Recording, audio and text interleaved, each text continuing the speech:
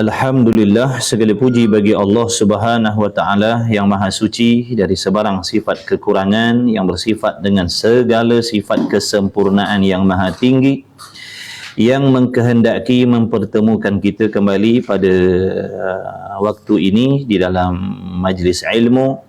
Diharapkan para muhibbin yang sedang mengikuti, sama ada yang bertalaqi di sini dan sahabat-sahabat yang mengikuti secara live, mudah-mudahan sihat walafiat. InsyaAllah sama-sama kita perbetulkan qasad dan niat kita belajar. Mudah-mudahan Allah Subhanahu wa taala merezekikan kepada kita ilmu yang bermanfaat. InsyaAllah, amin ya rabbal alamin.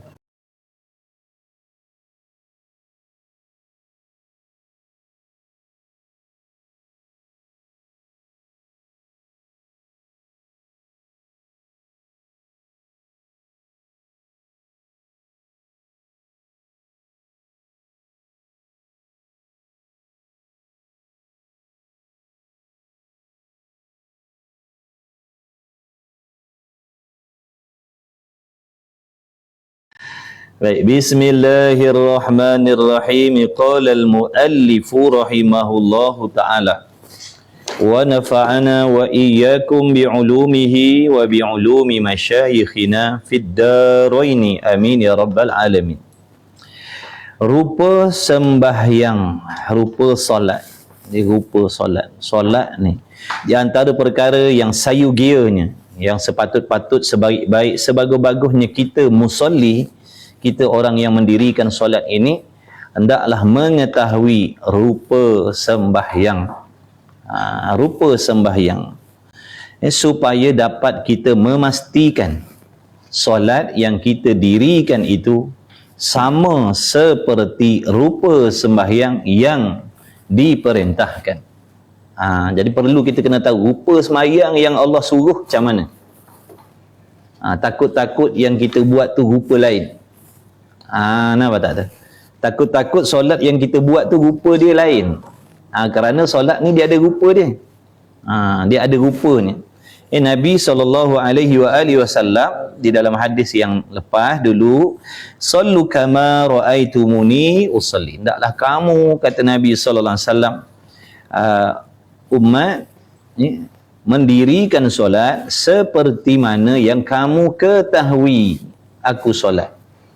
Jadi bagaimana keadaan, kelakuan, akhlak dan sifat Nabi kita Muhammad sallallahu alaihi wasallam mendirikan solat. Maka kita umat mestilah mengetahuinya supaya dapat kita mengukur bagaimana keadaan dan kelakuan solat yang kita telah lakukan selama ini. Adakah menyamai dengan rupa solat yang dilaksanakan oleh Nabi sallallahu alaihi wasallam, yang diperintahkan oleh Nabi SAW, ataupun lain. Nabi suruh buat lain, kita buat benda lain. Baik, jadi hari ini insya-Allah musannif nak menerangkan kepada kita rupa sembahyang. Rupa sembahyang yang diajarkan oleh Nabi SAW. Kemudian kata musannif, maka adalah bagi sembahyang itu, adalah bagi rupa baginya sembahyang, sama ada sembahyang fardu ataupun sembahyang sunat, ada rupa. Baginya solat ni ada rupa dia. Iaitu mana? Rupa yang zahir. Rupa zahir. Maksud rupa solat yang zahir ni, kelakuan solat yang boleh dilihat dengan mata kasar. Itu rupa zahir. Itu rupa zahir. Maka iaitu rupa zahir yang sempurna. Jadi kita kena usaha melaksanakan, mendirikan solat tadi dengan rupa zahir yang sempurna. Maka iaitu rupa zahir sembahyang. Maka iaitu rupa zahir sembahyang. Mana? Syarat. Makna syarat sembahyang. Syarat-syarat sembahyang. Kita nak sembahyang ni ada syarat. Kita nak sembahyang ni ada syarat ni. Ada syarat wajib sembahyang. Ada syarat sah sembahyang. Kalau syarat wajib, kalau tak cukup syarat, tak wajib solat. Kalau tak cukup syarat tu, tak wajib solat. Tu syarat wajib solat. Syarat sah solat lain pula. Syarat sah sembahyang. Baik, ada pun syarat-syarat sembahyang tadi, sama ada syarat sah sembahyang ataupun syarat wajib sembahyang, itu adalah yang dikatakan rupa zahir sembahyang. Contohnya muslim, beriman, menutup aurat, masuk waktu, berwudu, suci daripada najis yang tidak dimaafkan, suci daripada hadas besar, hadas kecil. Tu syarat-syarat tu. Ataupun dikatakan rupa zahir sembahyang. Maka rukunnya, yakni rukun sembahyang pula yang 13 tu, kalau di sisi kita mazhab Syafi'i. Di sisi mazhab kita Syafi'i, jangan cerita mazhab lain. Kita di Malaysia ni bermazhab Syafi'i. Maka mesti kita kena tahu di sisi mazhab kita Syafi'i, apakah rukun-rukun sembahyang. Rukun-rukun sembahyang tu apa? Kita kena tahu satu persatu supaya dapat kita melaksanakan di dalam solat tadi. Jadi kita perlu tahu, bahkan wajib kena tahu rukun solat tu apa, syarat solat tu apa. Takut-takut nanti kalau kita tak tahu, kita tak belajar, kita solat tanpa syarat. Ataupun kita solat tak cukup syarat. Ataupun kita solat tak cukup rukun. Ataupun rukun yang kita buat tadi menyalahi. Nampak tak? Jadi perlu, bahkan wajib kita belajar. Tiap-tiap orang yang wajib mendirikan solat, wajib mempelajari ilmu tentang solat. Inilah yang termasuk di dalam ilmu fardu ain. Ilmu fardu ain, makna kewajipan ke atas setiap individu, laki-laki, perempuan. Sebab kita ni, orang yang dah akil baligh mukallaf ni, diwajibkan solat. Bila kita diwajibkan solat, wajib kita mengetahui cara mendirikan solat, agar solat yang kita kerjakan itu sah dan diterima oleh Allah. Maka rukunnya, jadi syarat sembahyang tadi tu ibaratnya seperti roh. Dia umpamakan syarat-syarat wajib solat, syarat sah solat, itu ibaratnya macam roh. Kalau pada tubuh kita ni, roh kita itulah ibaratnya syarat. Boleh tak kita hidup tanpa roh? Tak boleh. Kita tak boleh hidup tanpa roh. Yang saya boleh bercakap ni sebab masih lagi ada roh. Ada roh. Kalau tak ada roh, tak boleh bercakap dah. Makna tak guna. Walaupun tubuhnya sempurna, tapi tidak ada roh, tak ada faedah.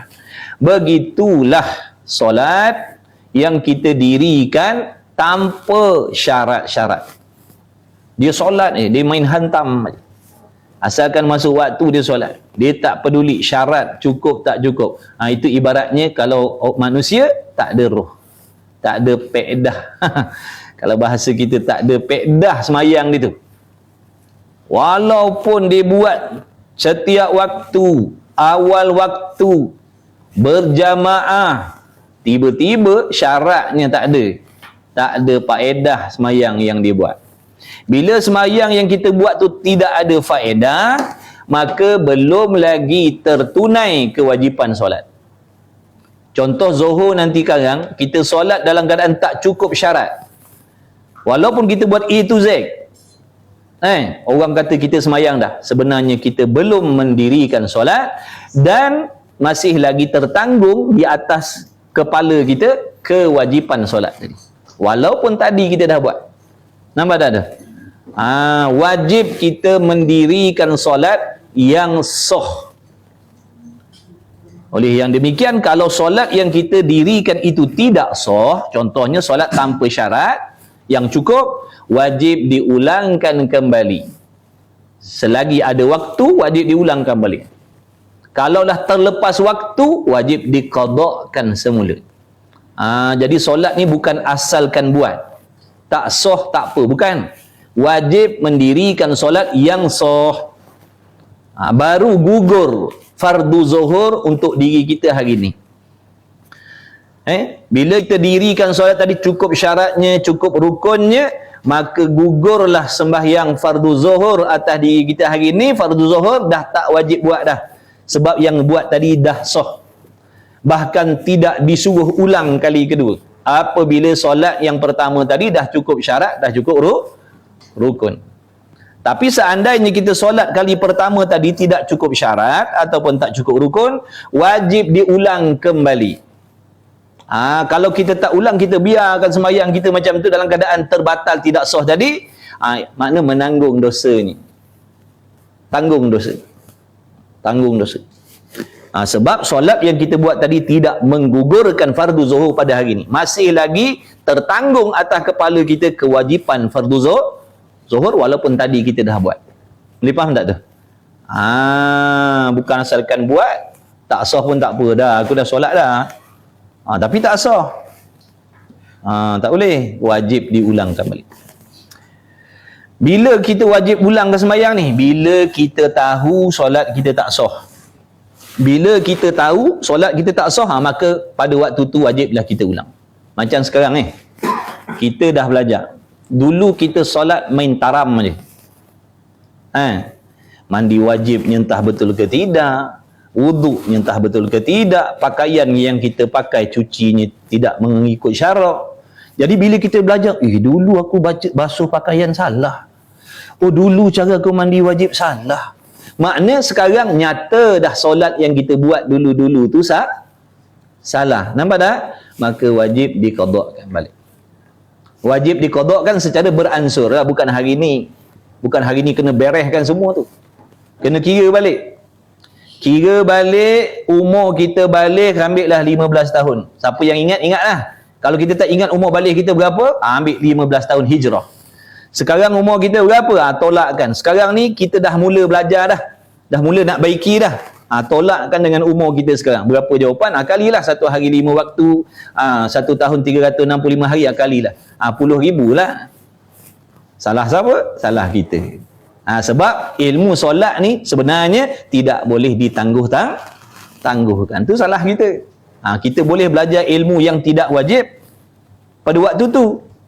Kita meninggalkan ilmu yang wajib, kita boleh belajar pula ilmu yang tidak diwajibkan. Maka itu kesalahan. Jangan ikut fahaman-fahaman yang mengatakan cukup dengan bertaubat, solat tu kira minta maaf dengan Allah je. Tak boleh. Jangan. Sebab itu dikira kesalahan yang disengajakan. Lain orang yang salah mendirikan solat kerana jahil yang ma'zur. Mana jahil yang diuzurkan. Contohnya dia baru masuk Islam. Dia tak tahu lagi tentang sembahyang apa. Maka ini dimaafkan sebab dia baru masuk Islam. Kita bukan baru masuk Islam. Dah puluh tahun Islam dah. Cuma salah tadi kerana sikap kita taksir. Makna cuai, tidak menuntut ilmu yang diwajibkan oleh Allah. Sebab tu panggil fardu ain. Fardu ain ni ilmu yang nak diguna pakai setiap kali ibadat. Jadi bila ilmu fardu ain ni kita lengah-lengahkan, nantilah dulu. Itu salah kita. Kita kena bertanggungjawab. Kena bertanggungjawab. Kena qada akan sembahyang. Tiap-tiap hari kena qada. Mengikut pendapat yang pertama, apabila kita ni ada qada, tak boleh buat sembahyang sunat. Tak boleh buat sembahyang sunat sama sekali. Kena selesaikan qada dulu. Makna qabliyah zuhur, ba'diyah zuhur tu gantikan dengan qada. Kalau nak duha, gantikan dengan qada. Nak bangun malam tahajud, gantikan qada. Pahalanya lebih besar daripada sembahyang sunat yang kita buat nisbah kepada kita yang masih lagi ada hutang. Mengikut pendapat yang kedua pula, boleh nak buat sembahyang sunat. Tapi yang qada tak boleh tinggal. Faham tak tu? Kita qada hari-hari. Tapi waktu duha nak sembahyang duha lah, berasa nak sembahyang duha lah. Dengar kelebihan-kelebihan ni berasa nak buat lah. Boleh. Tak ada masalah. Asalkan yang qada jangan kita nak ambil pendapat yang pertama ke, yang kedua ke, ikutlah. Mana-mana. Ustaz, kalau misalnya kita dah lepas qada pada subuh, lalu duha, okey lah. Boleh. Tak ada masalah. Qada ni dia tak ada waktu. Maksudnya dulukan dulu kita Dulukan qada dulu. Dulukan qada, lepas tu buat duha. Ataupun nak buat duha dulu lepas tu qada, tak ada masalah. Tak ada masalah. Qada semayang ni dia tak ada waktu. Tak ada waktu.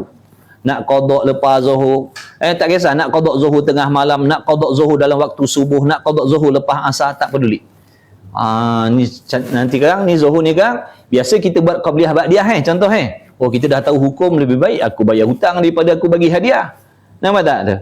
Jadi qabliyah kita tu gantikan dengan qada subuh 2 rakaat juga. Nanti kan ba'diyah gantikan dengan qada subuh juga. Dah 2 waktu terbayar.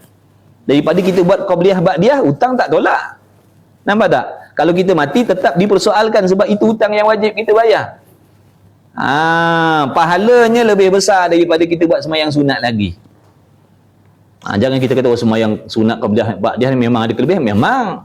Tapi nisbah kita yang ada hutang, bayar hutang tu lagi besar pahala. Masuk dah pahala sunat tu masuk sekali dah.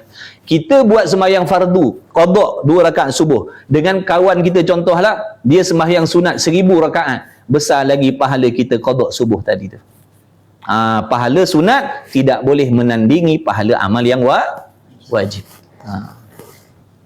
Baik, jadi kira balik sebab dulu kita sembahyang tanpa ilmu mudah. Baik kita ngaku daripada besok nampak hutang ni mana pula datang hutang banyak ni, dulu sembahyang dulu. Rupanya dulu sembahyang dalam keadaan mandi hadahnya tak sah. Main siram-siram macam siram pokok bunga je. Tak tahu syaratnya, tak tahu air, silap-silap air yang kita gunakan tu air yang tidak mutlak. Kadang-kadang kita tengok dalam rumah-rumah teres ni kadang-kadang dia punya kolahnya kecil air tak sampai 2 kolah pun dalam tu. Ada tek cicak pula suti dalam tu. Kita nak mandi wajib. Tak sah lah. Air tu pun tak najis. Lainlah kalau airnya lebih daripada 2 kolah. Itu nenek cicak masuk pun tak ada masalah. Selagi tak berubah bau warna dah kan? Rasa. Tu semua nampak tak? Kita cerita tentang solat tapi banyak lagi ilmu yang bersangkut paut dengan solat tadi tu. Kita kata solat. Tapi yang nak mengesahkan solat tadi, kena belajar bab air, kena belajar bab najis, kena belajar bab cuci pakaian. Semua nak kena tahu. Kerana dia bersangkut paut dengan sembahyang. Takut-takut nanti sembahyang kita silap kat sana lagi dah. Silap kat sana lagi. Orang yang tak sah solat ni hukumnya sama dengan tidak solat. Jaga baik-baik. Kita qada solat subuh, doa qunut memang kita baca juga kan? Di sisi kita mazhab Syafi'i sunat ab'ad. Bacalah doa qunut. Letih baca yang panjang, baca yang pendek. Tahu kan doa qunut pendek kan? Baca yang pendek. Kalau kita segan nak angkat tangan takut kawan-kawan kata kita tak sembahyang subuh, tak payah angkat tangan. Sunat je angkat tangan tu. Sami Allah liman hamidah, Rabbana lakal hamd, Allahumma ghafirli ya ghafur, wa sallallahu ala sayyidina Muhammad wa ala alihi wasallam. Sujudlah. Nak angkat tangan pun tak apa. Biar kawan kita tanya. Kau sembahyang betul? Qada subuh lah. Aku dulu hutang banyak. Kau dah qada ke belum? Kau dah qada ke belum? Tanya dia. Dia tahu. Ganti, beransur. Kalau seandainya kita mati sebelum selesai daripada qada tu, insya-Allah diampunkan oleh Allah. Tu yang penting kita usaha bersungguh bayar. Habis tak habis jangan kira. Jangan takut terlebih. Ada yang takut terlebih. Ustaz, kalau terlebih qada macam mana? Belum buat lagi. Belum habis buat lagi dah tanya, Ustaz, kalau kita dah terlebih qada macam mana? Belum buat lagi, qada lah dulu. Belum mula lagi dah tanya terlebih. Itu semua nak cari alasan nak lari je tu kan. Andai katalah terlebih lah, dia jadi sunat, dia tak jadi dosa pun. Jangan risau. Jaga setan ni di antara permainan dia bukan suruh kita buat maksiat je. Kata Imam Ghazali, syaitan ni di antara perangkap dia mengajak kita membuat amalan yang kurang afdal supaya kita leka dan meninggalkan yang lebih afdal. Contoh macam tadi, dia ajak kita sembahyang sunat, tahajud, begini dan begitu. Memang bagus solat. Rupanya dia nak melekakan kita daripada menggantikan nampak tak tu permainan dia. Tu Imam Ghazali kata, kalau kita nak berperang dengan setan ni, kita kena tahu strategi dia. Tu di antara strategi dia. Jangan kita ingat setan ni dia ajak kita buat benda jahat Ada kala dia ajak kita buat benda baik, tapi ada perangkap yang dipasang kat situ. Dia ajak kita belajar fardu kifayah. belajar tafsir, belajar hadis, belajar sirah supaya meninggalkan fardu banyak yang macam tu. Banyak yang macam tu. Pergi mana? Kuliah mana? Tafsir Quran. Pergi mana? Kuliah hadis. Bagus, bukan berdosa. Tapi dia terlupa tau. Ni, ilmu tentang mandi wajib tak belajar, tentang akidah tak belajar. Sebab ilmu-ilmu tu disebutkan secara khusus dalam ilmu fardu ain tadi. Dalam tafsir hadis tak disebutkan secara khusus ilmu-ilmu tu. Tentang mandi wajib. Ada dalam hadis, dalam Quran, tapi disebut. Bukan secara detail seperti dalam kitabnya sendiri. Maknanya kalau kita nak tahu tentang solat secara detail, ngaji fiqh tadi tu, fardu ain tadi.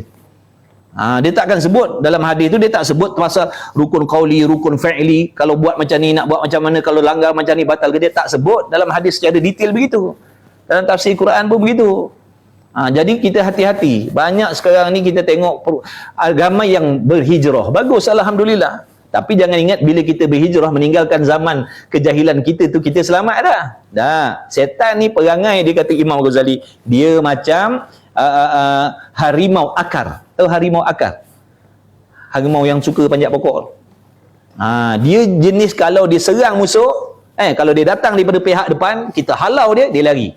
Jangan ingat dia lari, dia pintas kat tempat lain pula. Dia akan datang daripada pihak belakang pula. Itu maksudnya. Jangan kita ingat bila kita dah berhijrah, dia akan tinggalkan kita. Dia akan serang kita pada sudut lain pula. Contoh macam tadi. Hijrah dah. Tiba-tiba dia ajak kita belajar yang fardu kifayah. Kita pun syok lah belajar fardu kifayah, berasa solehah dah. Berasa solehah, ngaji tafsir. Solehah.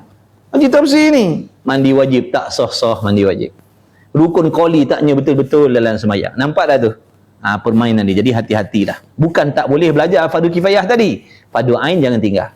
Fiqh untuk syariat, tauhid untuk akidah, tasawuf untuk menghasilkan ihsan ataupun ikhlas dalam hati, ataupun nak membersihkan hati daripada sifat-sifat yang menjadi asbab amalan kita ditolak oleh Allah. Kemudian belajar tajwid, khususnya tajwid yang bersangkut paut dengan sebah. Bila dah ada 4 ilmu fardu ain ni, ini jadual wajib, ini jadual wajib. Sambil-sambil tu boleh nak pergi ngaji tafsir, nak pergi dengar sirah, tak ada masalah. Yang salahnya 4 ni tinggal, duk tumpu yang fardu kifayah tadi. Ini banyak yang terkena macam ni. Tapi tuan empunya diri berasa okey dah. Dulu aku tak semayang, dulu aku tak mengaji, sekarang ni alhamdulillah mengaji dah. Rupa kena tipu. Sebab tu kita kena ngaji, baru kita tahu benda-benda ni dalam ibadat. Selok-belok petipu daya syaitan dalam ibadat tu sangat banyak. Sebab tu jangan asingkan diri kita daripada majlis ilmu. Jangan. Kalau kita tak belajar, kita tak akan tahu cerita ni. Kita berasa okey lah. Kita berasa okey. Dulu tak semayang, dulu tak mengaji, sekarang dah okey lah. Dah semayang dan mengaji. Ceramah-ceramah maulid suka pergi. Bagus. Bukan tak bagus. Bagus, tapi yang tak bagusnya pergi ceramah-ceramah umum tapi tinggalkan belajar fardu ain. Itu yang salah. Itu perangkap dia. Hati-hatilah. Cerita bab solat ni. Baik, jadi rukunnya, rukun-rukun semayang tadi, seperti kepalanya dan badannya. Kalau tubuh badan manusia, rukun semayang yang 13 tadi ibarat seperti kepala dan badannya. Kalau kita solat tanpa rukun, maknanya ibarat manusia tak ada kepala.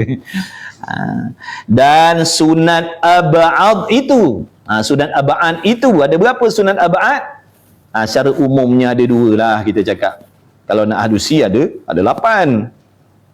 Secara umumnya ada 2 lah kita kata, doa kunut dan tahiyat awal. Itu sunat ab'ad. Apa dia sunat ab'ad ni? Sunat yang kalau kita tinggalkan dengan sengaja ataupun tinggalkan dengan terlupa, maka disunatkan pula sujud sahwi. Itu sunat ab'ad namanya. Nanti kita akan sampai bab dia. Sunat ab'ad tu ada berapa, dia akan terangkan. Jadi kalau kita tertinggal atau sengaja tinggal, makna di sisi kita mazhab Syafi'i, disunatkan menampalkan kesalahan itu dengan sujud sahwi, nak cover balik lubang tadi tu. Jadi kalau kita semayang subuh tapi tak baca doa kunut, ibaratnya macam kalau pakai baju dah berlubang. Jadi bila kita sujud sahwi, tampal balik, maksudnya begitu. Tapi kalau tak nak tampal, boleh, tapi berlubang baju juga, tapi berlubang baju kita, tak cantik lah. Tu. Jangan kira mazhab lain. Jangan tu dekat Mekah Madinah tu tak baca, jangan cerita tu dia mazhab lain. Kita Syafi'i, cari Syafi'i lah. Jangan tiru mazhab lain. Jangan campur-campur. Dia orang boleh pegang anjing. Walaupun tak ada hajat, tak ada masalah. Di sisi mazhab dia, sisi mazhab kita tak boleh nak pegang-pegang anjing sesuka tanpa hajat. Kecuali ada hajat, nak selamatkan ke, nak rawat ke, tu lain. Ataupun nak ajar dia ke, tak apa, ada hajat. Ni saja-saja nak buat main-main peluk-peluk, tak boleh. Sisi mazhab kita tak boleh. Jadi jangan main campur-campur mazhab macam tu, ikut suka hati kita. Belajar. Jadi sunat abaan itu seperti anggotanya, kaki, tangan, telinga, mata. Kalau kita solat dalam keadaan tak nak buat sunat abaan ni, sunat abaan je, kita pun tak baca kunut, kita pun tak nak baca tahiyat awal. Sah semayang, tapi ibaratnya kalau manusia, apa tu? Tak ada anggota. Tak ada anggota. Dan sunat hai'ah itu seperti segala bulu perhiasannya. Sunat-sunat hai'ah. Sunat hai'ah, kalau kita tertinggal atau sengaja tinggal, tidak disunatkan sujud sahwi. Itu sunat hai'ah. Banyak sunat hai'ah ni. Baca surah selepas Fatihah, baca tasbih dalam rukuk, baca tasbih dalam sujud, baca tasbih zikir di antara dua sujud tu, Rabbighfirli, tu semua masuk dalam sunat hai'ah. Doa iftitah, a'udzubillah, tu sunat hai'ah. Jadi sunat-sunat hai'ah yang banyak tadi tu ibaratnya seperti bulu roma. Kalau kita tak nak buat sunat-sunat hai'ah ni, manusia juga orang panggil, tapi tak handsome lah, dogol macam ayam baru lepas kena proses. Mana ada lawa ayam kena proses tu. Tapi sebelum kena proses, tengok ayam jantan lawa bulu dia. Proses lawa lagi, tak lawa dah, dogol gitu. Bulu kening tak ada, janggut tak ada, misai tak ada bulu roma langsung. Itulah ibaratnya solat kalau kita meninggalkan sunat sunat hai'ah je lah, tak payahlah buat. Bukan batal pun, ya memanglah, tapi tak lawa lah. Bukankah solat ini ibaratnya seperti hadiah yang nak diberikan kepada raja yang sangat tinggi darjatnya? Patutkah kita nak memberi hadiah yang sedemikian, yang tak cantik, yang tak sempurna? Sepatutnya kena bagi hadiah yang terbaik, yang terpaling sempurna sekali, nak menunjukkan ketinggian darjat raja tadi tu. Jangan bagi hadiah yang murah-murah, sebab itu seolah-olah nak merendahkan martabat raja tadi. Macam tu. Bagi raja hadiah, bagilah yang mahal-mahal, yang sempurna. Jangan bagi pisang busuk pula kan. Tu bukan menyukakan raja tu, itu mengakibatkan kemurkaan. Kamu kamu ni nak menghina patik ni. Masuk dalam penjara sekarang. Tak pasal-pasal masuk dalam penjara. Sebab apa? Bagi hadiah yang nak menghina raja. Ni cerita dalam semayang Ni cerita semayang ni. Salah gaya orang yang solat ni pun dimurkai Allah. Apatah lagi yang tak semayang. Ni cerita dalam semayang ni. Jangan kita ingat kita semayang tu dah okey dah tu. Ni adab-adab dia nak kena jaga. Adab-adab dia kita nak kena jaga. Itu sebab tadi nak kena tahu rupa semayang tu. Rupa semayang yang Nabi ajar tu macam mana? Kita kena tahu, kena faham supaya kita boleh adukan. Selama ni aku semayang macam ni dah. Tak ada. Mana kena usaha. Takut yang Nabi suruh solat cara lain, kita solat cara lain. Nabi solat hatinya khusyuk, hadir hati, mengingat Allah. Kita solat dalam hati kita masih lagi bersibuk, berbimbang, memikirkan tentang dunia. Bukankah namanya biadab tu? Makna menyembah Allah secara khusus dalam solat, tapi hatinya rupa berpaling daripada Allah, mengingatkan dunia. Na'udzubillah. Jadi bagi orang yang teliti tentang ibadat, itu merupakan jahat adab kita dengan Allah. Jadi jangan kita berasa selesa dengan semayang kita, walaupun semayang hati kita tak mana-mana. Jangan. Kena ada rasa tak puas hati. Ya Allah, ampunkanlah. Ampunkanlah kesilapan aku tadi. Mana dalam solat tadi hati aku merayau, tak khusyuk. Minta ampun ya Allah. Jangan kita rasa okey. Maksudnya, jangan berasa puas hati dengan solat yang kita buat, kerana solat kita masih lagi belum sempurna lagi. Kalau ada perasaan macam tu, insya-Allah dia akan usaha perbaiki lagi. Tapi kalau puas hati, kita takkan berubah lah. Sebab kita berasa selesa dah aku dah semayang dah, walaupun hati merayau entah mana, aku dah semayang, tak adalah kesungguhan nak baiki. Jadi di antara sifat yang dicela, kalau kita ngaji tasawuf, di antara sifat yang dicela dalam hati kita, iaitu mana? Berpuas hati dengan amalan yang kita buat. Puas hati, padahal yang kita buat tadi tak sempurna lagi, tapi kita puas hati. Itu sifat yang dicela. Kena rasa tak puas hati. Aku tak puas hati dengan solat aku ni, aku nak kena baiki lagi. Macam tu. Kemudian dan ada baginya solat rupa hakikat. Jadi kita kena tahulah apa syaratnya, apa rukunnya, sunat abah tu apa, sunat hai'ah tu apa, supaya nanti waktu nak solat kita boleh buat benda-benda ni. Jadi kita kena musannif, tuan pengarang kitab bagi tahu kita ni untuk kita buat, bukan sekadar untuk tahu saja, untuk kita buat. Macam kita belajar perkara-perkara yang membatalkan sembahyang, berhadas. Mana kita tahu, kalau berhadas maknanya batal solat. Bukan disuruh beramal, suruh jauhkan. Makan dengan sengaja, makan dengan sengaja membatalkan solat. Maka nanti waktu solat janganlah makan dengan sengaja. Jadi kita tahu, kita belajar benda-benda yang membatalkan solat bukan disuruh buat dalam solat, supaya kita boleh jaga jangan buat benda-benda tu. Ni faham tak? Kita belajar apa? Jangan bercakap dalam solat, jangan makan dengan sengaja, jangan bergerak 3 kali berturut-turut anggota besar. Jadi kita dah tahu makna dalam solat jauhkan benda ni, bukan suruh buat, jauhkan. Sebab kalau kita buat batal sembahyang nanti. Dan ada baginya solat rupa hakikat yang batin. Yang ni tak nampak tengok. Ni tak nampak tengok ni. Dan tiada sempurna bagi sembahyang. Dan tiada tamamnya. Tamam tu mana sempurnanya, melainkan dengan mendirikan, mana melaksanakan ia musalli, orang yang solat, dengan keduanya sekali. Makna kena setiap kali solat, kena usaha sungguh-sungguh mendirikan rupa zahir dan rupa batin tadi. Setiap kali solat kena mujahadah. Kena bersungguh, mujahadah mana kena bersungguh dapatkan rupa zahir dan rupa batin tadi tu. Supaya sempurna. Baik laki, baik perempuan, baik imam, baik makmum sama saja. Baik semayang sunat, baik semayang fardu, sama saja. Maka ada pun rupanya yang zahir itu, maka iaitu seperti berdiri. Berdiri tu qiyam tu. Tu rupa zahir lah tu. Berdiri yang macam mana? Berdiri tegak, berdiri betul, jangan goyang gayih. Jangan macam kena lalang, kena tiup angin, goyang.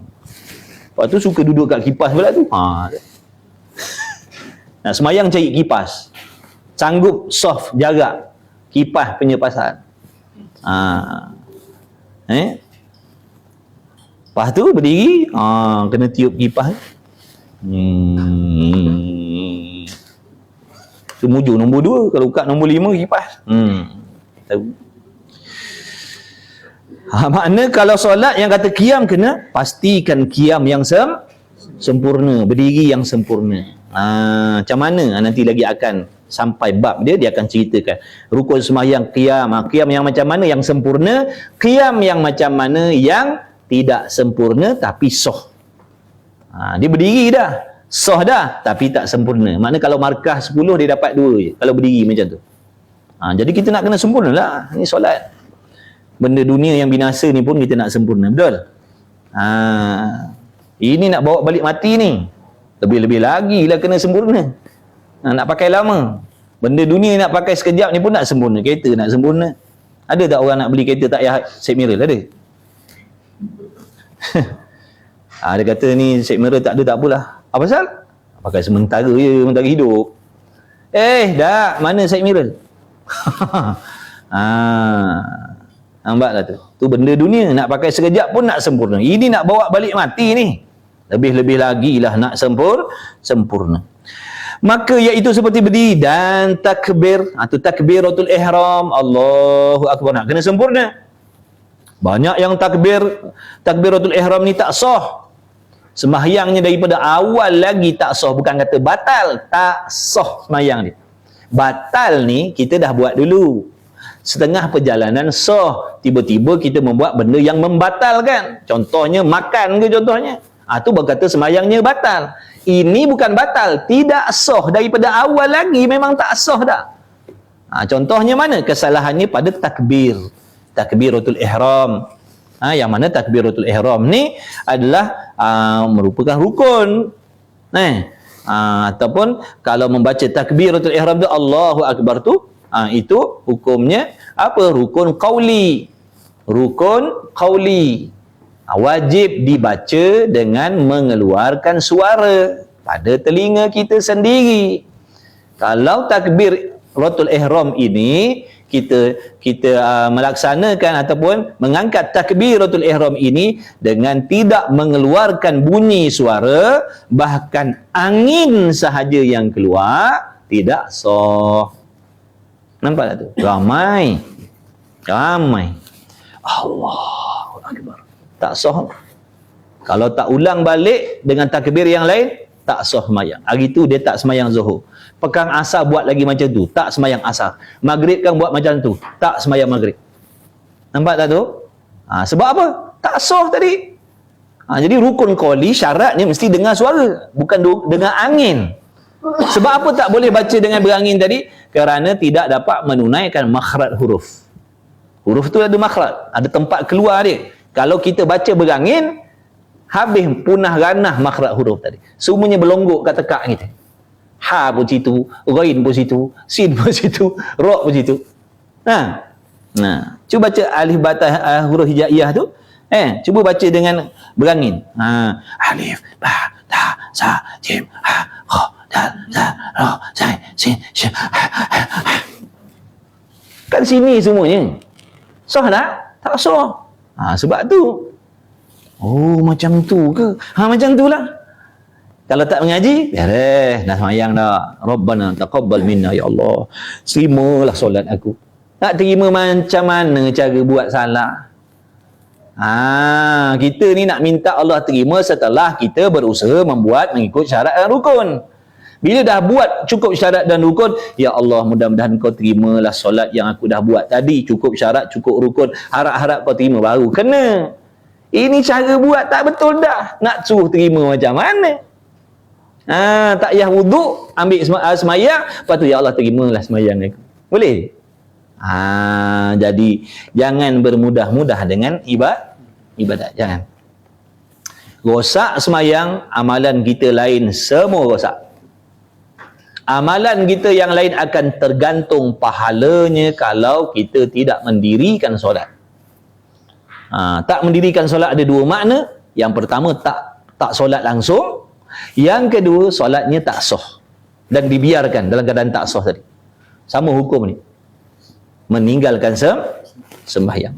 Sebab tu kita kena pastikan, aku nak sembahyang ni, aku takutlah sembahyang aku salah, aku nak belajar. Macam tu. Kena belajar, perbaiki, minta ampun dengan Allah banyak-banyak. Allah Maha pengampun. Sebab apa Allah pilih kita belajar? Sebab Allah nak suruh kita baiki. May yuridillahu bihi khairan yufaqihu fid din.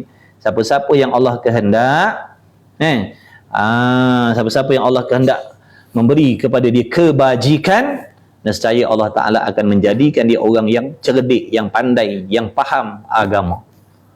Dengan cara Allah memilih mereka, meletakkan dalam majlis ilmu. Sebab Allah sayang ni. Allah tak nak dia tu hidup beribadat dengan cara yang tidak sah. Allah tak nak dia tu beribadat dalam keadaan jahil. Maka Allah pilih dia dudukkan dalam majlis ilmu. Daripada situ dia dah mendapat petunjuk daripada Allah. Ni zahirnya kita ni yang baca ni. Padahal Allah Ta'ala lah yang nak menyampaikan pada kita semua ni ilmu. Nampak tak?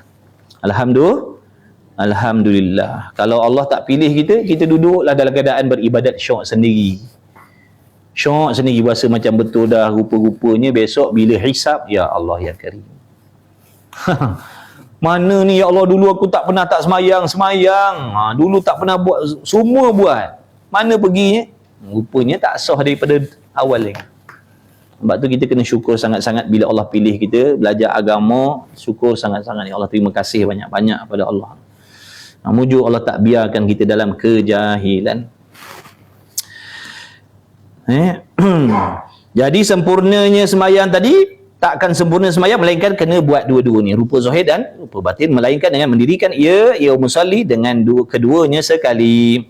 Maka ada pun rupanya yang zahir itu, maka iaitu seperti berdiri dan takbir dan membaca Fatihah. Sama juga Fatihah pun rukun qauli, jangan baca dalam hati, jangan baca berangin, keluar suara ni suara lah ni, ada suara pada telinga kita, cukup pada telinga kita. Laki perempuan sama. Ada yang kata, ustaz, itu perempuan, suara aurat. Wah.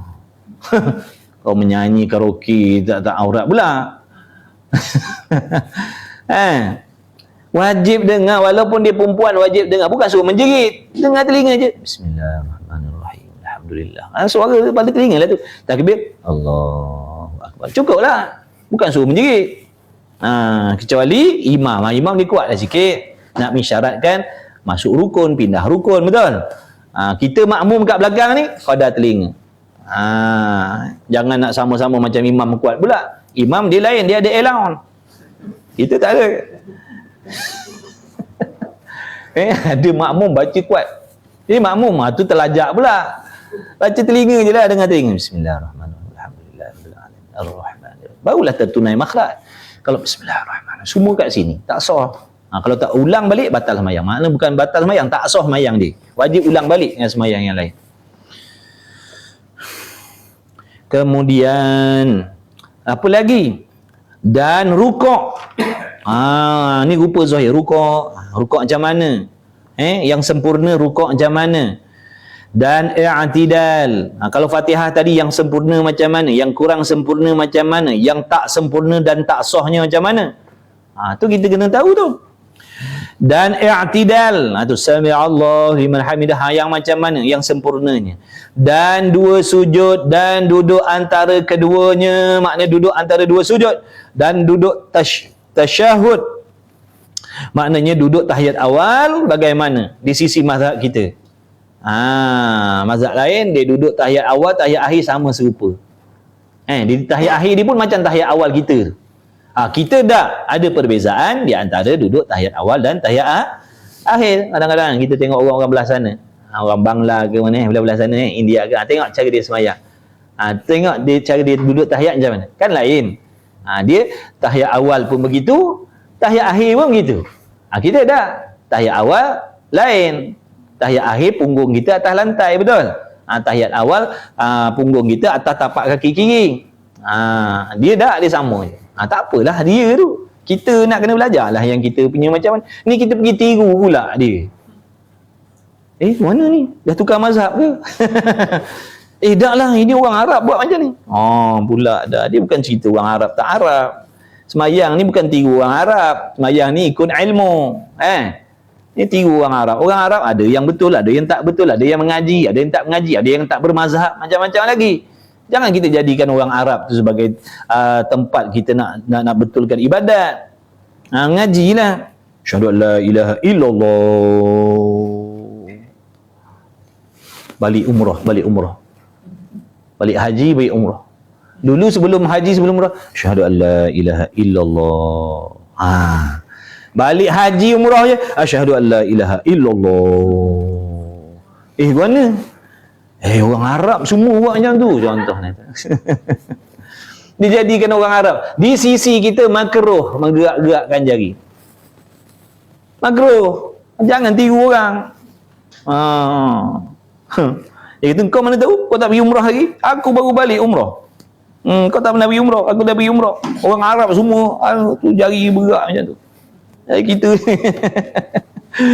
Allah, jangan belajar. Belajar.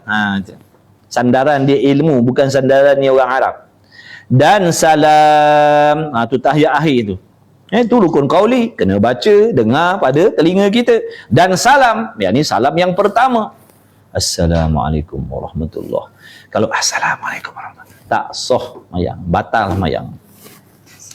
Salam yang pertama tu wajib. Salam yang pertama tu wajib.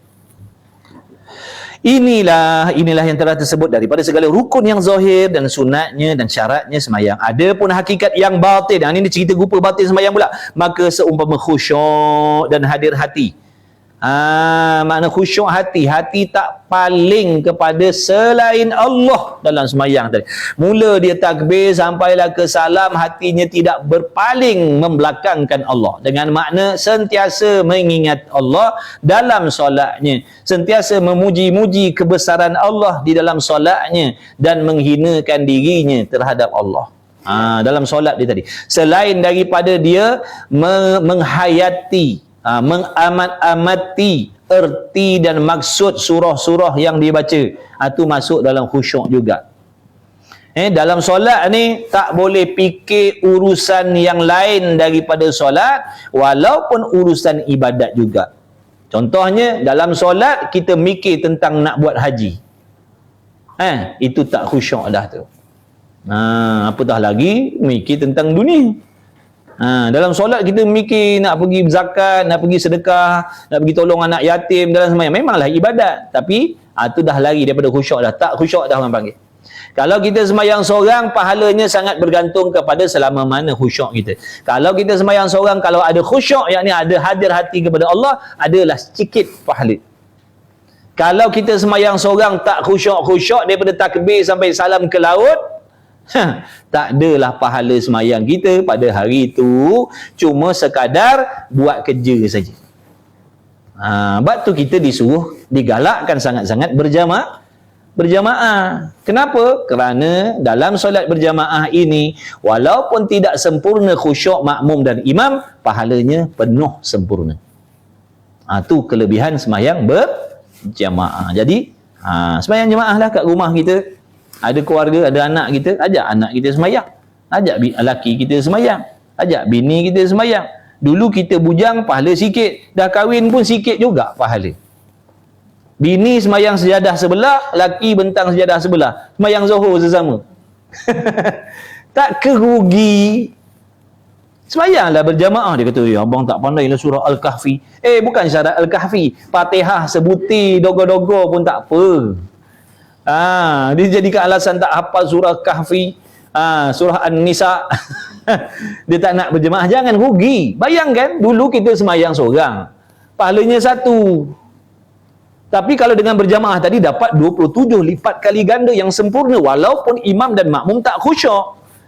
Maknanya kita ada kelebihan nak dapat pahala yang banyak, tapi kita tak nak ambil peluang tu. Kita sia-siakan peluang nak solat jemaah tu, sedangkan dah ada depan mata kita.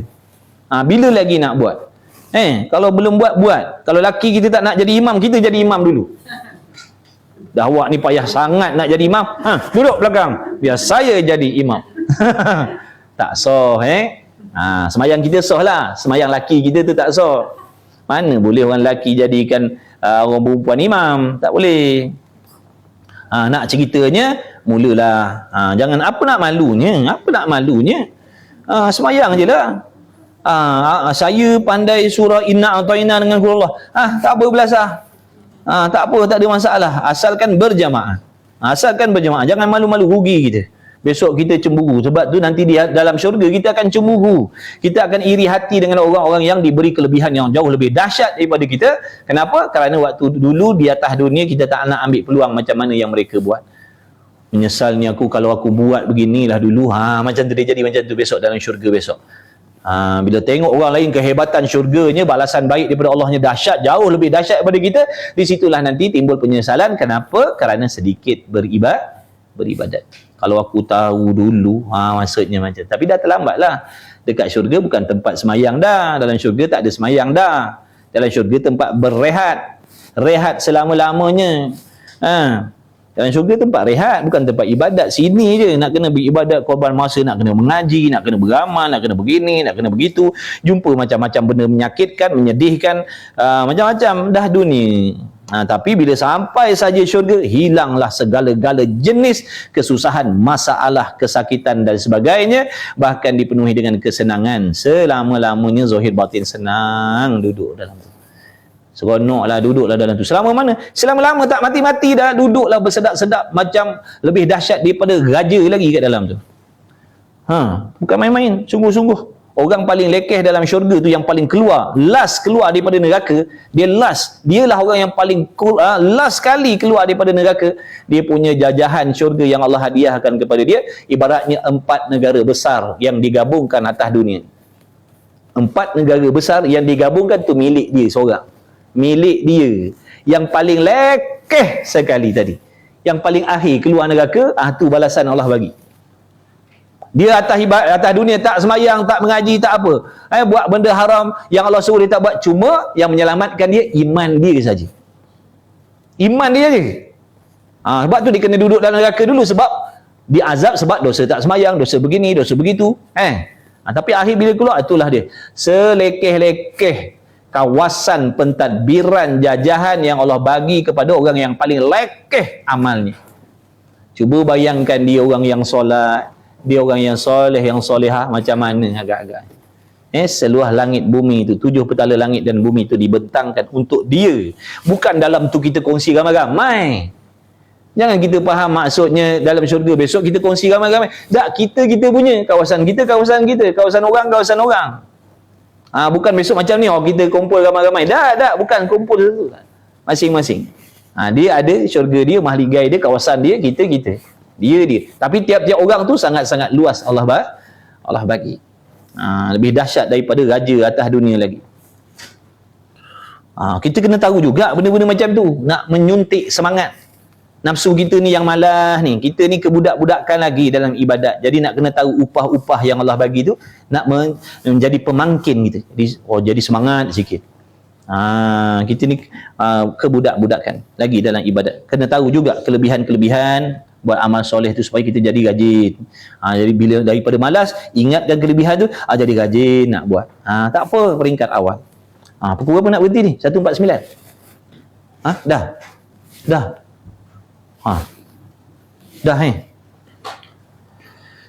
Dah ke belum? Boleh? Kedua. Boleh, insya-Allah. Pukul 3 boleh. Okey, sikit lagi. Jadi belajar. Lepas tu usaha baiki. Belajar, usaha baiki. Macam itulah kerja kita. Ingat tu, semayang hati-hati. Pesan tu guru kita, semayang ni kena cermat, dia kata. Semayang ni kena cermat, dia kata. Daripada awal lagi. Daripada mandi wajib, daripada buat wuduk, daripada situ kena cermat dah. Sebab kalau salah situ, salahlah sini. Salah situ, salahlah sini. Inilah daripada rukun yang zahir. Ada pun hakikat batin, maka seumpama khusyuk. Mana usaha hati kita berperang, berlawan dengan setan yang nak memalingkan ingatan kita daripada semayang tadi. Dia ajak kita pergi family store, dia ajak kita pergi Giant, dia ajak kita pergi shopping dalam semayang tadi tu. Waktu itulah sesibuk-sibuknya hati kita. Mikir bini, mikir laki, mikir anak-anak. Benda tu semua tidak berhak ada dalam hati kita, khususnya di dalam lawan. Bila dia ajak kita pergi tempat lain, ingatkan kita sedang menghadap Allah, kita sedang sembahyang. Kena ingatkan hati. Hadir hati. Makna hadirkan Allah dalam hati, itu maksud hadir hati tadi. Hadirkan Allah dalam hati kita, mengingat kebesaran Allah. Ingatkan yang diri kita ni senantiasa lemah, berhajat, bergantung kepada Allah. Kena ingat kita solat ni pun semata-mata Allah tolong, Allah bantu. Kena ingat macam tu dalam hati. Kena ingat dalam hati kita, dalam keadaan kita sembahyang ni, kita membawa dosa-dosa kita, maka minta Allah ampunkan kita. Tu dalam hati kita kena ada benda-benda macam tu. Menghinakan diri di dalam sembahyang. Tu pengisian roh tadi yang dikatakan rupa batin sembahyang tadi. Kita kena ingat. Makna kita boleh solat ni, A to Z ni semata-mata ditolong oleh Allah. Sebab kita tak ada kuasa kan? Ngaji tauhid tu. Allah lah yang menggerakkan mulut kita membaca, Allah lah yang mengeluarkan suara kita, Allah lah yang mengingatkan akal kita boleh tahu lepas ni nak baca apa, rukun apa, surah apa. Tu semua Allah, tu semua pertolongan Allah. Jadi jangan kita merasakan kehebatan kita. Merasakan ni kita boleh solat ni. Boleh tak kita berdiri kalau Allah tidak mendirikan kita? Boleh tak kita nak angkat takbir kalau Allah tak tolong? Taknya boleh. Jadi makna usaha ingatkan semua ini adalah anugerah pertolongan Allah kepada diri aku, sehingga kita tak ada teringat langsung tentang jasa kita dalam solat tadi. Boleh faham tak? Daripada situ nanti barulah kita selamat daripada penyakit riya. Timbul riak sebab apa? Kenapa kita mengharapkan orang puji-puji kita? Sebab kita merasakan ibadat ni kita punya. Kehebatan kita, ilmu kita, kekuatan kita, tu yang kita nak orang hargai tu. Tu yang kita nak orang puji tu. Tapi kalau kita sedar ini semata-mata belas kasih sayang Allah saja, kalau Allah tak bagi taufik, jangankan kata nak berdiri, terdetik hati nak solat pun mustahil. Kena ingat ni semua anugerah Allah. Begitu pengisian hati dalam solat tadi. Merendahkan diri, tu hadir hati dan sempurna ikhlas. Maknanya jangan dicampurkan. Tujuan solat tadi contohnya pahala pun nak, pujian pun nak. Jangan. Pahala pun nak, pujian orang pun nak juga. Mudah-mudahan orang kata kita ni orang baik. Nak juga benda tu. Pahala pun nak. Tapi orang nak kata baik pun nak juga. Dan tadhallulan, yakni merendahkan diri. Walaupun kita manager besar sekalipun, walaupun kita sultan sekalipun, dalam solat dia kena menghinakan diri. Ya Allah, aku banyak dosa, aku banyak maksiat yang kau suruh aku tak buat, yang kau larang aku langgar semuanya ya Allah. Macam tu contohlah. Masing-masing lah. Masing-masing lah. Tuan badan dia lah yang tahu apa dosa yang dia buat. Itu kita buat contoh saja. Kalau dalam solat berjemaah tu kita merasakan kita lah yang paling hina, banyak dosa dalam jemaah tu, jangan kita berasa kita yang paling mulia dalam jemaah tu. Takabur pula dalam sembahyang. Ya Allah, janganlah kau angkat keberkahan solat jemaah ni dengan sebab hadirnya aku yang banyak dosa ni ya Allah. Jangan kita kata ya Allah, terimalah solat jemaah ni yang beribu jemaah ni sebab aku ada sini. Itu takabur namanya, takabur. Jangan, rendah diri.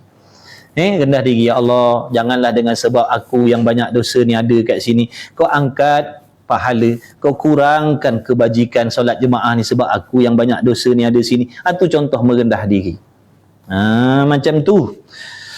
Tu sujud tu contohnya, ya Allah, aku minta ampun, minta maaf segala dosa dan kesalahan yang aku buat ni memang sengaja dengan pilihan hati aku. Aku tahu benda tu salah tapi aku sengaja buat ikut hawa nafsu. Hinanya aku, jahatnya aku ya Allah. Macam tu ajar diri kita. Jangan mengaku hebat, jangan merasa hebat dalam solat tu. Walaupun kita orang hebat di sisi manusia. Dan sempurna ikhlas dan merendahkan diri dan tafahum. Makna kalau boleh usahakan untuk memahami bagi ma'ani qiraah. Usahakan untuk faham apa yang kita baca. Apa yang kita baca tu usahakan untuk faham. Sebab tu ada kitab-kitab yang dikarangkan, makna nak menterjemahkan bacaan daripada takbir sampai salam tu. Dia terjemahkan apa maknanya, apa makna. Itu pun boleh. Kita beli buku-buku macam tu nak menolong khusyuk hati kita. Dan tasbih. Nanti kita cari buku tu, letak dalam beg kuning. Jangan lupa tekan beg kuning. Nanti kita letak dalam beg kuning. Letak dalam beg kuning beli. Belajar solat. Dan tasbih dan lainnya daripada segala wazifah sembahyang yang batinah. Maknanya wazifah tu maksud urusan sembahyang. Wazifah tu makna urusan sembahyang. Kita fikir ni rakaat berapa, tu wazifah lah tu. Macam tu. Maka zahir sembahyang bahagian badan dan anggotanya, dan batin sembahyang bahagian hati dan sir. Jadi kena bergabung dua tu. Bergabung dua tu. Tubuh kita duk berusaha membuat syarat dan rukun, batin ataupun hati kita usaha menghadirkan tadi khusyuk, rasa takut dengan Allah, rasa bersalah dengan Allah, rasa malu dengan Allah, menghinakan diri, itu maksud rupa batin tadi. Dan demikian itu tempat tilik, yakni hati kita. Hati kita tadi itulah tempat tilik hak Allah Ta'ala, Allah Subhanahu Wa Ta'ala daripada hambanya, iaitu hati dan sir. Cuba kita bayangkan waktu solat, Allah Ta'ala melihat di dalam hati kita ada hasad dengki dengan manusia. Sebab tu kena cuci hati kita ni. Sebelum solat, pastikan tak ada manusia yang kita dengki, yang kita dendam, yang kita sangka buruk. Sebab apa? Kalau tak, nanti kita membawa benda-benda busuk tadi dalam hati kita menghadap Allah. Zahirnya bagus dah, zahirnya wangi dah, minyak atar, minyak oud, kasturi, kijang ada dalam beg kuning tu, jangan lupa beli orang oi. Tapi sayangnya zahir saja wangi, hatinya busuk. Allah tahu tak? Allah tahu, walaupun bacaan kita punya sedap, tapi Allah tahu dalam hati kita ada penyakit yang Allah benci. Iaitu mana? Dengki contohnya. Sangka jahat dengan orang, dendam dengan orang. Kita bawa sekali ngadap Allah. Jadi solat ni sebenarnya nak mendidik kita menjadi insan yang bersih zahir dan batin. Jadi bertaubat dulu. Taubat sungguh-sungguh. Jangan ada orang yang kita tak maafkan dalam hati kita waktu kita solat. Bukan makna letak tepi dulu kang, lepas bagi salam ambil balik. Ni nak solat ni aku maafkanlah engkau ya. Allah. Assalamualaikum. Assalamualaikum. Aku tak maafkan kau. Buang terus. Nak bagi faham tu. Sebab solat ni nak mengajar kita jadi insan yang bersih zahir batin, bukan sahaja dalam solat, bahkan terbawa di luar solat macam tu. Wallahu a'lam. Jadilah nanti sambung lagi kata Imam Ghazali. Bismillahirrahmanirrahim. Alhamdulillahirabbil alamin wassalatu wassalamu ala rasulillah wa alihi. Allahumma rabbana fa'na bima 'allamtana, rabbana 'allimna alladhi yanfa'una, rabbana faqih ahlana wa qarabati lana fi dinina ma ahli kutul unsa wa dzakar. Wa sallallahu ala sayyidina Muhammad alhamdulillahirabbil alamin. Taqabbalallahu minni wa minkum, minna wa minkum taqabbal ya karim. Jumpa lagi insya-Allah. Alhamdulillah, terima kasih kepada Ustaz, kepada semua hadirin yang hadir untuk majlis program kuliah pada hari ini. So nak tanya Ustaz, cadangan lah yang sebelum Ustaz cadangkan, adakah boleh untuk di kelas BSN ni kita selang kitab macam minggu yang pertama ni kita mengaji kitab Miyatul Musallin, dan pada minggu yang ketiga kita ambil kitab Tauhid iaitu Misbahul Munir. Boleh? Boleh? Setuju? Mana akidah, ilmu tauhid, ilmu fardu ain tu kena ngaji juga. Misbahul Munir. Misbahul Munir. Kita Google, boleh beli kat kedai share WhatsApp lah. So boleh Ustaz? Boleh insya-Allah. Sebab tu ilmu yang penting juga tu, tauhid. Nombor satu sebenarnya kita kena belajar tu sepatutnya. So minggu ni kita dah selesaikan Miyatul Musallin, bab solat. Seminggu yang ketiga Misbahul Munir. Kedah Saleh ada, Kedah Saleh. Kedah Saleh ada juga. Misbahul Munir. So, InsyaAllah. Terima kasih Ustaz. Sama-sama insya-Allah. Sama-sama Kak. Kalau yang nak ikut kelas online boleh follow saya lah. Kita ada kelas pagi, petang, siang, malam. Boleh. Boleh nak follow sebab kita ada baca kitab tauhid. Kitab ni pun kita ada baca kat tempat lain. Mana kalau yalah kakak-kakak free nak ngaji, kita ada kelas sampai pukul 10.30 malam pun ada. Boleh ngaji insya-Allah. Nanti tanya abang tadi. Saya dah masukkan dah. Oh dah masuk kan? Alhamdulillah. Boleh insya-Allah. Jumpa lagi. Sama-sama, jumpa lagi. Terima kasih banyak-banyak. Sama insya-Allah. Sama Kak, doa saya ya. Doa saya jumpa lagi. Sama-sama insya-Allah. Sama insya-Allah. Okey. Jom.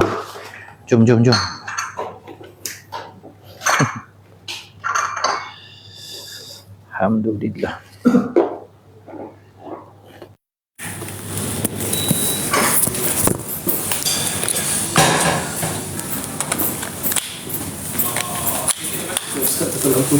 Boleh?